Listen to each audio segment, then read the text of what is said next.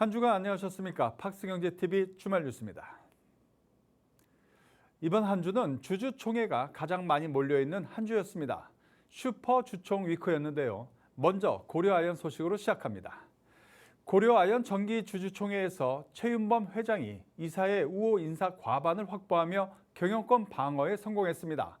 미국 재련소 건설 등 신사업 추진에도 속도가 붙을 전망입니다. 임혜정 기자입니다. 경영권 분쟁 속에 치러진 고려아연 주주총회. 최윤범 고려아연 회장과 MBK 파트너스 영푼연합은 이사 선임 규모를 두고 표대결을 벌였습니다. 임기 만료 이사 6명을 대체할 신규 이사 선임이 이뤄진 겁니다. 최 회장 측은 이사 5명을 선임하고 나머지 1명은 개정상법에 따른 감사위원 분리선임 절차에 따라 추후 선임하자고 제안했습니다. 반면 MBK 영풍 측은 6명을 모두 선임해야 한다고 주장했습니다. 표결 결과 최 회장 측 5인 선임안건이 통과돼 이사회는 9대5로 재편됐습니다. 미국 재련소 프로젝트를 직접 챙겨온 최윤범 회장은 경영권 방어에 성공하면서 향후 사업 추진에도 속도가 붙을 전망입니다. 최윤범 회장님이 이사 연임에 성공하셔서 우리 이제 미국 투자나 그다음에 경영권 방어에 성공적으로 주총이 됐다고 저는 생각합니다. 분리선출 감사위원을 1명에서 2명으로 늘리는 안건은 최종 부결됐습니다. 개정 상법에 따라 분리선출 감사위원 1명을 추가 선임해야 하는 만큼 향후 임시주주총회를 통해 진행될 것으로 예상됩니다. 이번 주총을 통해 MBK 영풍 측 이사 비중이 확대되면서 양측 간 충돌이 이어질 수 있다는 우려도 나옵니다. 현재의 경영진이 계속 유진하게 되겠지만 지분 차이가 얼마 안 되고 이사진에 또 35%까지 점유하게 된다면 서로 경합을 또 벌이게 될 것입니다. 향후에 또 치열한 경영권 다툼이 다시 재발할 가능성도 있다. 향후에 경영 불안이 계속 이어질 수 있으므로 양측의 합의가 필요하다. 저는 그렇게 봅니다. 내년 정기주주총회에서 13명의 이사를 새롭게 선임해야 하는 만큼 고려아연과 MBK 영풍 측의 대응 전략에 관심이 쏠립니다. 팍스경제TV 임혜정입니다. LG전자는 올해를 로봇 사업의 원년으로 삼고 피지컬 AI 사업을 적극 육성하기로 했습니다. 그중에서도 로봇 관절의 핵심 부품인 액추에이터 사업을 본격화합니다. 김소희 기자입니다. 지금 우리는 AI가 산업의 근간을 바꾸고 글로벌 공급망이 재편되는 전례 없는 변곡점에 서 있다고 생각합니다. 시장의 불확실성은 더욱 커졌지만 동시에 성장의 밀도를 높일 수 있는 결정적 기회이기도 합니다. 오늘 여의도에서 열린 LG전자 주주총회 현장. LG전자는 AI 시대를 맞아 기존 가전 중심 사업 구조에서 벗어나 새로운 성장 전략을 본격화하겠다는 의지를 분명히 했습니다. LG전자는 주력 사업 경쟁력 강화와 함께 B2B, 플랫폼 등 고수익 사업 확대, 미래성장 동력 육성, AI 전환을 통한 일하는 방식 혁신 등을 핵심 전략으로 제시했습니다. 특히 미래성장 동력 확보를 위해 로봇과 AI 센터용 냉각 솔루션, 스마트 팩토리, AI 홈 등 4대 신사업에 역량을 집중하기로 했습니다. AI 확대로 촉발될 수많은 사업 기회 중 LG전자가 축적해온 독보적 사업 역량과 AI 및 솔루션을 결합하여 시너지를 창출할 수 있고 경쟁 우위 확보 가능성이 높으며 규모 있는 미래성장 포텐션을 보유한 4대 영역에 집중하고자 합니다. 특히 로봇 사업은 올해를 본격화의 원년으로 삼았습니다. LG전자는 로봇 핵심 부품인 액추에이터를 직접 설계 생산하고 올해 초 CES에서 공개한 브랜드 악시움을 앞세워 글로벌 로봇 제조사 공급 등 B2B 사업을 본격화합니다. AI 가전 데이터를 기반으로 홈 로봇 사업을 확대하는 한편 계열사 협업을 통해 피지컬 AI 생태계 구축에도 속도를 낼 계획입니다. 이와 함께 AI 데이터 센터 냉각 솔루션 사업에서는 액체 냉각 기술을 앞세워 글로벌 빅테크 공급망 진입을 추진합니다. 스마트 팩토리와 AI 홈 사업도 신성장 축으로 키워나간다는 방침입니다. 이날 주주총회에서는 재무제표 승인과 자사주 소각, 이사 선임 등 주요 안건이 원안대로 통과됐습니다. 이에 따라 류재철 CEO가 사내이사로 공식 선임되며 새 경영체제가 본격 출범하게 됐습니다. 신사업 중심 전략이 실제 성과로 이어질지 주목됩니다. 팍스경제TV 김소희입니다. 금호 석유 화학은 대내외 불확실성과 글로벌 공급 과잉 속에 고부가가치 중심으로 사업 구조를 전환하겠다는 방향을 제시했습니다. 보도에 김소희 기자입니다. 백종은 금호석유화학 대표가 고부가가치 중심의 사업 구조 전환을 통해 지향하는 핵심 가치는 미래 성장 기반의 강화입니다. 이를 위해 친환경 자동차 소재와 바이오 및 지속 가능 소재 확대, 고부가 스페셜티 제품 강화 등 3대 성장 전략을 내세웠습니다. 백 대표는 지난 2025년을 글로벌 경기 둔화와 공급 과잉, 수요 회복 지연 등으로 석유화학 산업 전반의 수익성 압박이 이어진 한 해로 평가했습니다. 이 같은 업황 속에서도 회사는 원가 절감과 리스크 관리를 통해 견조한 실적을 이어갔다고 설명했습니다. 주주들은 업황에 대한 우려 속에서도 회사의 경쟁력에 대한 기대감을 나타냈습니다. 동향이 좀 아주 투명하지는 않습니다. 근데 금호석유는 특수 품목들이 있기 때문에 그것은 세계 어디 나라에서도 인정을 받고 있으니까 그 점은 큰 장점이죠. 이날 주총에서는 상법 개정 반영을 위한 정관 변경 안건도 함께 처리됐습니다. 특히 자기 주식 보유 및 처분 권한을 주총 승인 사항으로 명문화하는 안건이 가결됐습니다. 자사주 소각을 원칙으로 하되 주주 승인을 거칠 경우 전략적 보유가 가능하도록 한 것입니다.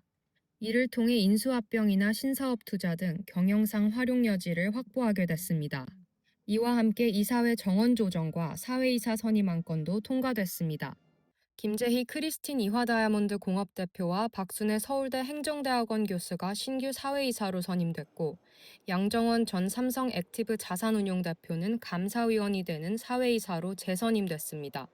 지난 2024년 약속했던 자사주 소각 계획의 마지막 단계도 이번 주주총회를 통해 마무리됐습니다. 업황 부진 속에서도 주주 환원 기조를 이어가는 모습입니다. 팍스경제TV 김소희입니다. 보험사들의 주총을 보면 5년 만에 배당을 재개한 보험사가 있는 반면 집중투표제 도입도 부결되면서 지배구조 개선이 기대에 못 미치는 보험사도 있었습니다. 이재인 기자입니다. 지난 19일 하나손해보험을 시작으로 삼성화재, 삼성생명, DB손해보험 등 주요 보험사들이 잇따라 주주총회를 마쳤습니다. 올해 보험사 주총의 최대 이슈는 단연 주주환원 강화입니다. 정부의 밸류업 정책 기조 속에서 보험사들은 주주 가치를 정관에 명시하고 주주환원 정책도 구체화했습니다. 삼성화재는 주당 19,500원으로 가장 높은 배당을 유지했습니다. DB손해보험과 삼성생명도 각각 7,600원, 5,300원으로 배당을 늘렸습니다. 하나손해보험은 5년 만에 배당을 재개해 주주환원 확대 흐름에 동참했습니다. 지배구조에도 변화를 줬습니다. 보험사들은 사회이사를 독립이사로 바꾸며 이사회 독립성을 전면에 내세웠습니다. 또 이사회 충실 의무 대상에 주주를 포함시키며 대주주 중심 구조에서 벗어나겠다는 의지를 보였습니다. 이와 함께 이사회 선임 방식인 집중투표제도 주요 쟁점이 됐습니다. 보험사별로 도입 여부는 엇갈렸습니다. 삼성생명과 삼성화재, DB손해보험은 정관 변경안을 가결하며 지배구조 개선에 나섰습니다. 반면 하나생명과 하나손해보험은 의결 정족수 미달로 관련 안건이 부결되며 제도 안착까지는 과제를 남겼습니다. 지배구조 개선에 나서면서도 경영권에 직접 영향을 줄 수 있는 제도를 도입한 데는 신중한 모습이었습니다. 국민연금과 의결권 자문사들이 경영 안정성을 이유로 사측에 힘을 실으면서 제동이 걸린 것입니다. 반면 DB손해보험에서는 행동주의 펀드가 추천한 이사가 처음으로 이사회에 진입하며 상징적인 변화가 나타났습니다. 행동주의 펀드가 들어왔다라는 거는 기업 주총 입장에서는 긴장의 끈을 놓을 수가 없고, 이는 외부 주주가 이사회 의사결정에 직접 영향을 미칠 수 있는 구조가 현실화됐다는 점에서 의미가 큽니다. 결국 올해 보험사 주총은 주주 환원 확대와 지배구조 변화가 맞물렸습니다. 네, 주총에서의 발언권 이런 것들이 좀 적극적으로 활용되는 그런 원년이 될 가능성이 있습니다. 다만 지배구조 개선이 제도적으로 완전히 자리 잡기까지는 여전히 과제가 남아있다는 지적입니다. 보험사 주총이 주주 중심으로 재편되는 흐름 속에서 향후 변화의 속도가 주목됩니다. 팍스경제TV 이재인입니다. 은행권 알아보겠습니다. 신한금융과 우리금융에서는 회장 연임이 이어졌습니다. 비과세 배당을 위한 자본준비금 감액 등 주주 환원 정책도 강화됐는데요. 다만 사회이사 교체폭은 기대에 못 미쳐 견제 기능 강화에 한계를 드러냈습니다. 유수민 기자입니다. 진옥동 신한금융회장과 임종룡 우리금융회장의 연임이 확정됐습니다. 신한금융은 국민연금이 라인펀드 관련 징계 이력을 이유로 반대했지만 약 88%로 무난하게 연임에 성공했고 우리금융은 99%대 찬성으로 연임이 확정됐습니다. 앞서 글로벌 양대 의결권 자문사인 ISS와 글래스로이스가 두 회장 연임에 모두 찬성했고 외국인 지분 비중도 신한금융 약 62%, 우리금융 약 47%에 달해 연임 통과는 사실상 예고된 흐름이었습니다. 연임 확정 뒤 두 회장은 내부 통제와 소비자 보호를 강조했습니다. 신뢰는 철저한 내부 통제와 소비자 보호에서 비롯됩니다. 직원 모두가 내부 통제의 주체라는 책임감을 가지고 기본과 원칙을 지키며 신한에 대한 신뢰를 공고히 해 나가겠습니다. 특히 금융당국이 CEO 연임 구조와 이사의 독립성 강화를 예고한 가운데 열린 이번 주총은 지배구조 변화의 출발점으로 주목받았습니다. 그만큼 경영진을 견제할 사회이사 구성에도 관심이 쏠렸습니다. 4대 금융지주 사회이사 32명 가운데 23명이 임기 만료 대상에 올랐고 이 가운데 실제 교체는 6명, 임기 만료 기준 약 25% 수준에 그쳤습니다. 대규모 임기 만료에도 교체폭은 제한적이었던 겁니다. 금융당국이 추진 중인 개편안은 당초 주총 이전 발표가 예상됐지만 이후로 미뤄진 상황, 4월 중에는 CEO 연임 시 특별결의 의무화와 사회이사 단임제 도입 등이 포함된 방안이 공개될 예정입니다. 특별결의는 주주 3분의 2 이상이 찬성이 필요해 주주 통제권이 강화되는 구조입니다. 이에 선제적으로 대응한 우리금융만 이번 주총에서 회장 3연임 시 특별결의를 적용하도록 했습니다. 이와 함께 주주 환원 확대도 이어졌습니다. 우리금융에 이어 KB, 신한, 하나금융 모두 자본준비금을 이익잉여금으로 전환하며 배당 재원을 확보했습니다. KB금융 7조 5천억 원, 신한 9조 9천억 원, 하나 7조 4천억 원의 자본준비금을 이익잉여금으로 돌려 배당 재원으로 활용합니다. 이 방식을 활용하면 주주들은 15.4%의 배당 소득세를 면제받을 수 있어 실질적인 배당 수익률도 높아지게 됩니다. 앞으로도 지속적인 변화와 혁신을 통해 사업 구조의 경쟁력을 한층 강화하고 중장기적 관점에서도 안정적인 수익 창출과 기업 가치 제고를 동시에 실현하는 금융그룹으로 발전해 나가겠습니다. 이번 주총은 이사회 구성 일부 조정과 주주 환원 확대에 머물렀고 본격적인 지배구조 변화는 제도 개편 이후로 넘어갔습니다. 박스경제TV 유수민입니다. 우주항공 데이터 전문기업 컨택이 상장 이후 첫 분기 흑자를 냈습니다. 지상국 사업이 수익 구간에 들어서면서 회사도 다음 사업 구상에 속도를 내고 있습니다. 김홍모 기자입니다. 대전 유성구에 위치한 컨택 본사. 안으로 들어서자 위성 데이터 처리와 관제 관련 시스템이 마련돼 있고 우주 분야 기술 특허와 위성 자료들이 눈에 띕니다. 컨택은 발사체나 위성 제조처럼 전면에 드러나는 분야보다는 지상국과 데이터 처리 등 우주 인프라 영역에서 성장해온 기업입니다. 최근 시장의 주목을 받은 건 지난해 4분기에 3억 3천만 원의 영업이익을 기록하며 2023년 11월 코스닥 상장 이후 처음으로 분기 흑자를 달성했기 때문입니다. 제가 이제 주 비즈니스로 삼고 있는 지상국 서비스, 지사스 서비스가 이제 4분기 기준으로 거의 구축을 완료했고, 물론 올해도 좀 구축을 하지만 그게 고도화 단계에 들어가고 있습니다. 그래서 실제적으로 이제 영업이익이 나는 구조로 되는 단계라서 이제 26년부터는 본격적인 수익 구간으로 들어설 걸로 예상을 하고 있습니다. 컨택이 노리는 다음 시장은 개별 서비스가 아니라 위성부터 지상국, 데이터 활용까지 묶어 제공하는 패키지형 우주 인프라 사업입니다. 우주 산업은 발사체와 위성을 개발, 발사하는 업스트림, 그리고 이를 지상에서 운영하고 데이터를 활용하는 다운스트림으로 나뉩니다. 국내 우주 산업이 그동안 업스트림 중심으로 주목받아온 가운데 컨택은 다운스트림 분야의 성장 가능성을 보여주는 사례로 주목받고 있습니다. 컨택은 원래 다운스트림 영역에서 활동을 했었는데 5개의 자회사를 통해서 이제 우주를 시작하는 나라나 아니면은 위성이 없는 나라들 대상으로 이제 위성부터 저희가 지상국 그리고 영상 활용까지 모두 다 제공해주는 엔드투엔드 솔루션을 제공하려고 준비 중에 있습니다. 구체적인 확장 축으로는 안테나와 광통신 지상국이 꼽힙니다.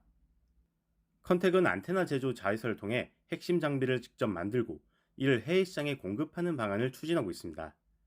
또한 기존 주파수 기반 통신의 한계를 보완하기 위해 레이저를 활용한 광통신 지상국 사업을 전개하고 있습니다. 컨택은 호주의 첫 광통신 지상국을 구축한 데 이어 제주에도 아시안 스페이스 파크를 꾸리고 있습니다. 광통신 지상국은 아직 상용 사업자가 많지 않은 분야인 만큼 이를 차세대 우주 인프라 사업으로 선점한다는 컨택. 발사체와 위성 중심의 국내 우주 산업에서 지상 인프라와 데이터 활용 기업이 어디까지 사업 영역을 넓혀갈지 주목됩니다. 팍스 경제TV 김홍무입니다.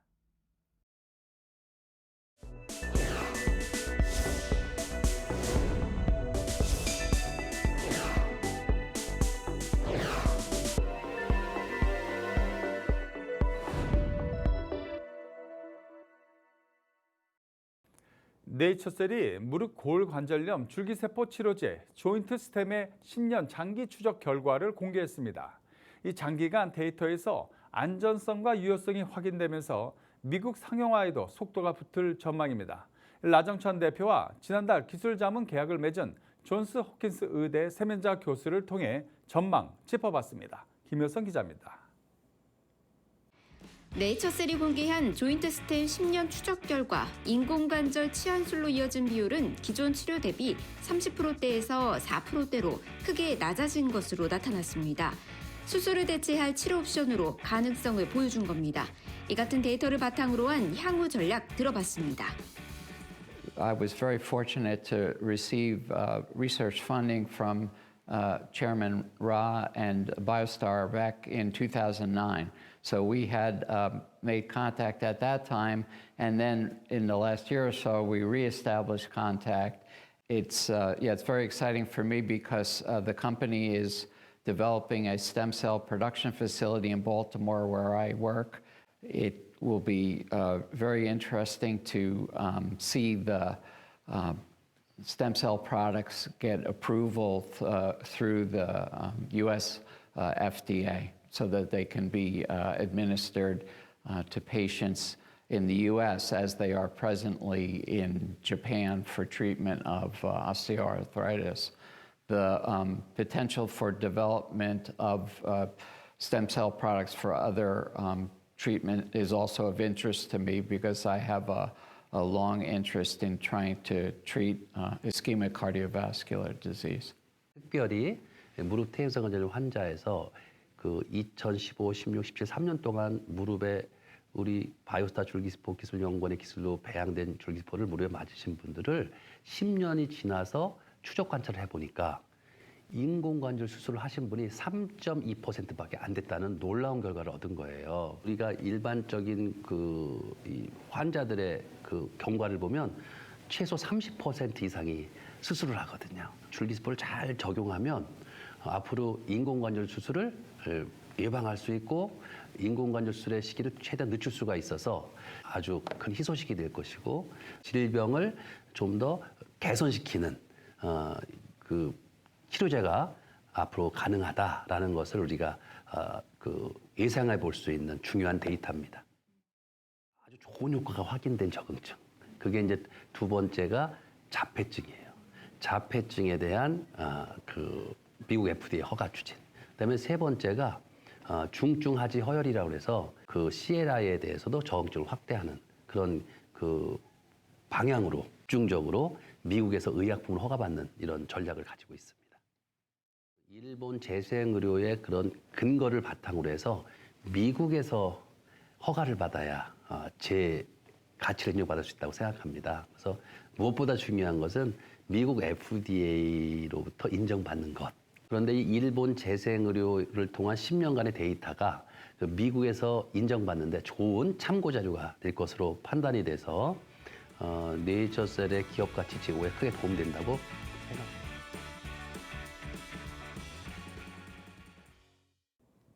KG 모빌리티가 신형 무쏘를 앞세워 국내 픽업 시장 공략에 다시 속도를 내고 있습니다. 이 가격과 실용성을 앞세운 전략이 판매로도 이어지고 있는데 이 김홍모 기자가 직접 타보며 무쏘의 경쟁력을 살펴봤습니다. 각진 차체가 길게 뻗은 적잠을 떠받치고 높은 지상과 아래로 묵직한 하체가 단단히 버티고 섭니다. 반듯하게 세운 전면부와 큼직한 차체는 꾸미기보다 쓰임을 먼저 말하는 듯하고 문을 열고 오르내리는 순간에도 이 차가 여전히 일하는 차의 뿌리를 놓치지 않았다는 인상을 진하게 전합니다. 화려하게 멋을 낸 SUV라기보다 험한 현장과 일상 사이를 함께 오가는 생활형 픽업, KG 모빌리티의 무쏘입니다. 국내 픽업 시장에서 무쏘라는 이름은 단순한 신차 이상의 의미를 가집니다. 오랫동안 사실상 시장을 이끌어온 KG 모빌리티가 새 경쟁자 등장 앞에서 다시 꺼내든 상징 같은 카드이기 때문입니다. 올해 1월 출시된 신형 무쏘는 단순한 부분 변경 모델이 아니라 타스만 이후 달라진 시장에 대한 KG 모빌리티의 응답에 가깝습니다. 기아가 처음 내놓은 픽업 모델 타스만이 시장에 던진 메시지는 분명했습니다.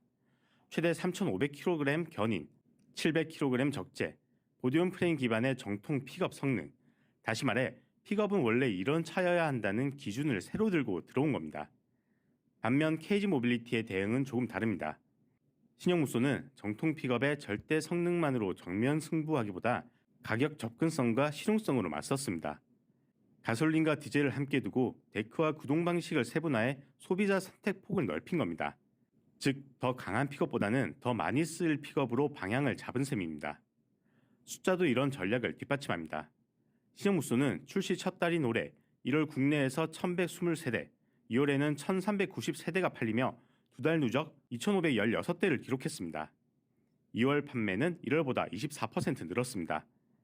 같은 기간 기아 타스만은 1월에는 376대, 2월에는 328대로 1, 2월 누적 704대에 그쳤습니다. KG 모빌리티의 전체 실적에서도 무쏘 효과는 읽힙니다. KG 모빌리티의 국내 판매는 1월과 2월 각각 전년 동월 대비 38% 넘게 증가했습니다. 무쏘와 무쏘 EV를 합쳐 올해 1월에서 2월 국내 픽업 시장 점유율 중 약 85%를 KG 모빌리티가 차지하기도 했습니다. 가솔린 모델은 정숙성과 일상 주행의 부드러움이 상대적으로 두드러졌고, 디젤 모델은 적재와 하중, 그리고 픽업 특유의 활용도에 조금 더 어울리는 느낌이었습니다. 무쏘의 강점은 한 방에 압도하는 성능보다는 국내 소비자들이 픽업에 기대하는 현실적인 쓰임새를 촘촘히 건드린 데 있습니다. 경쟁력은 화려한 신차 프리미엄에 있지 않습니다. 가격, 적재 실용성, 익숙한 상품 구조, 그리고 기존 픽업 수요층에 대한 이해를 바탕으로 무장한 차입니다. 타스만이 시장의 기준을 흔드는 차라면 무쏘는 그 변화 속에서도 실제 구매로 이어질 만한 현실적 해법을 제시하는 차에 가깝습니다. 그래서 이번 무쏘는 좋은 차냐보다 KG 모빌리티가 어떤 방식으로 픽업 왕자를 방어하고 있느냐를 보여주는 모델로 읽히는 게 더 정확해 보입니다. 지금까지 김홍모의 부릉부릉이었습니다. 지난해 내수 경기 침체로 실적 악화를 겪었던 바디프렌드가 AI 안마 의자로 실적 반등을 모색합니다. 자, 내부적으로 10,000대의 판매 목표까지 세웠습니다. 박주영 기자입니다. 안마의자가 천천히 상체를 일으켜 세우더니 팔을 들고 다리를 교차하는 등 전신을 유기적으로 움직입니다. 역동적인 스트레칭을 연상케 하는 모습이 마치 로봇 같습니다. 20살 바디프렌드의 모든 기술력과 역량, 노하우를 응집해 완성한 733은 로봇, AI, 헬스케어가 융합된 웨어러블 AI 헬스케어 로봇입니다. 진화한 액티브암 테크놀로지로 팔과 어깨 스트레칭을 가능하게 했고, 고관절과 발목까지 움직이는 차세대 로보틱스 테크놀로지가 적용된 첫 제품입니다. 핵심은 로보틱스 테크놀로지의 진화입니다. 기존 1세대 기술이 좌우 다리 독립 구동에 그쳤다면 2세대는 발목의 상하 회동과 고관절 상승 구조를 추가해 하체 움직임을 더욱 넓고 세밀하게 확장했습니다. 또한 제품이 스스로 일어설 수 있도록 사용자를 감지해 기립하는 설계가 적용됐습니다. AI 기술을 도입해 사용자 연령과 성별을 기반으로 마사지 모드를 추천하는 기능을 탑재했고, 빅데이터 기반 알고리즘을 활용해 맞춤형 프로그램도 제공합니다. 바디프렌드는 이번 733 출시를 기점으로 정적인 안마 시장을 움직임 기반의 로봇 헬스케어로 재편하겠다는 포부입니다. 고가 제품의 어떤 그 시장이 한 400억, 500억 정도 형성이 되어 있는데 저희가 그거는 훨씬 이 제품을 뛰어넘지 않을까 지금 조심스럽게 기대를 하고 있고, 수량으로 보면 최소 연간 5,000대, 최대 10,000대 이렇게 해서 연간 국내와 글로벌 합쳐가지고 좀 기대를 하고 있다. 안마의자에서 AI 헬스케어 로봇으로 바디프렌드의 733이 국내 헬스케어 시장의 판도를 바꿀 야심작이 될 수 있을지 관심이 집중됩니다. 팍스경제TV 박주연입니다. 이상으로 주말 뉴스를 마치겠습니다. 늘 최선을 다하겠습니다.